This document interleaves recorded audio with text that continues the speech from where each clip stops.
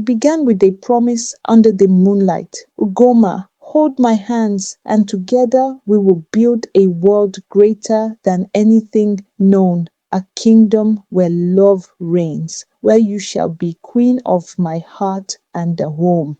Olisa's voice trembled with passion as he spoke those words, his hands wrapped around hers, firm and gentle, grounding her in that magical moment. Ugomma's heart overflowed, tears welled in her eyes, and she whispered a prayer into the starlit night. Thank you, God, she said softly.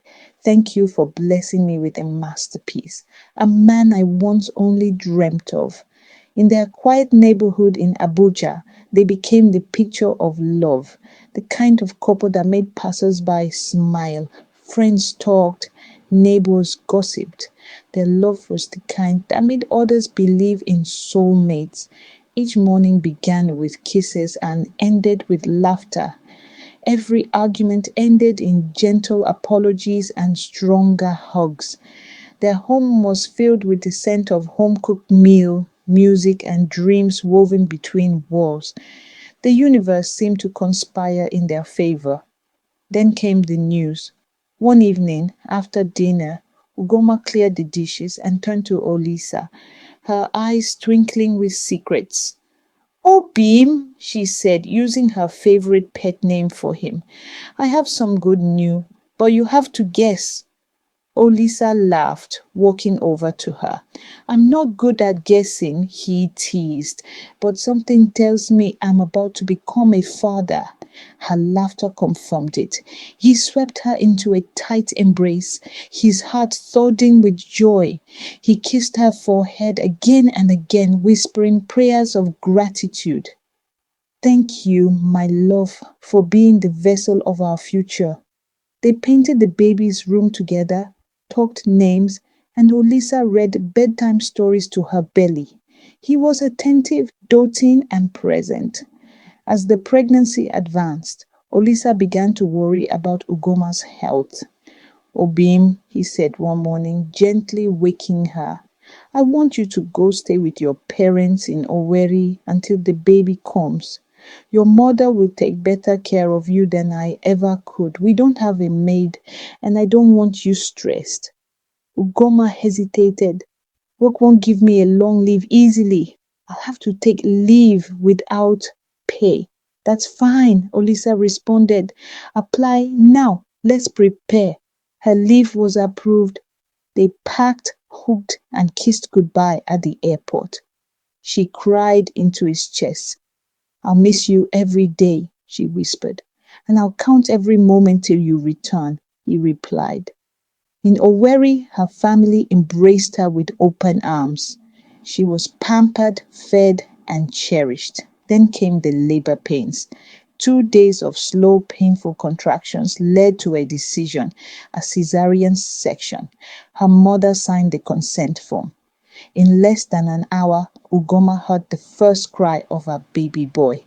She cried too, tears of relief and overwhelming love.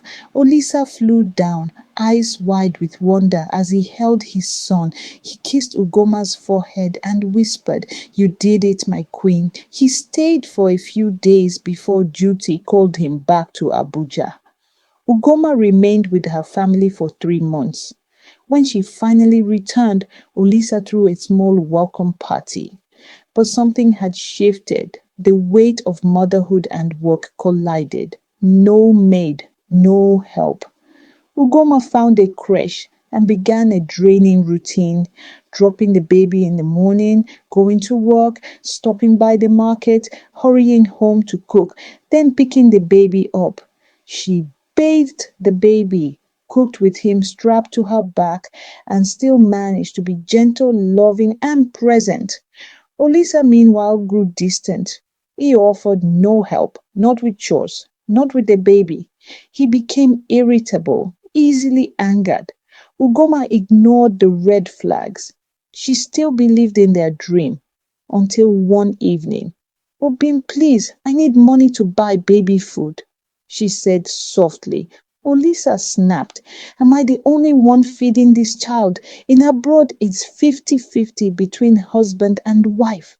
Ugomma froze. I've been buying everything, she replied, voice trembling, from groceries to baby clothes, even during pregnancy.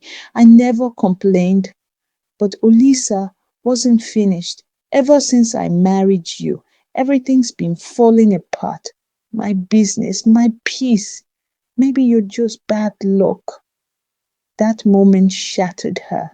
She went to bed in silence, pain coiling in her chest. A part of her soul had died. The man she married, the one who held her hand under the stars, was gone. From that night on, she stopped asking. She covered all bills except rent. She worked harder. She endured more. When their son turned 1, she hosted a small celebration and prayed silently for a sibling for him. God answered. She was pregnant again. But this time it was lonelier. Olisa became more distant, more absent. He buried himself in friendships and excuses. Ugomma worked, cleaned, carried her second pregnancy, and smiled through it all. Because if she didn't, she would break. She gave birth to another baby boy. Alone again, she prayed that this would be her last child. Not because she didn't love motherhood, but because the burden was too heavy. Their marriage became a shell. Words became scarce.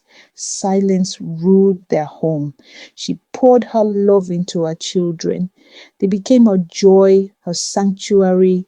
Her family, especially her siblings, sent money whenever she asked.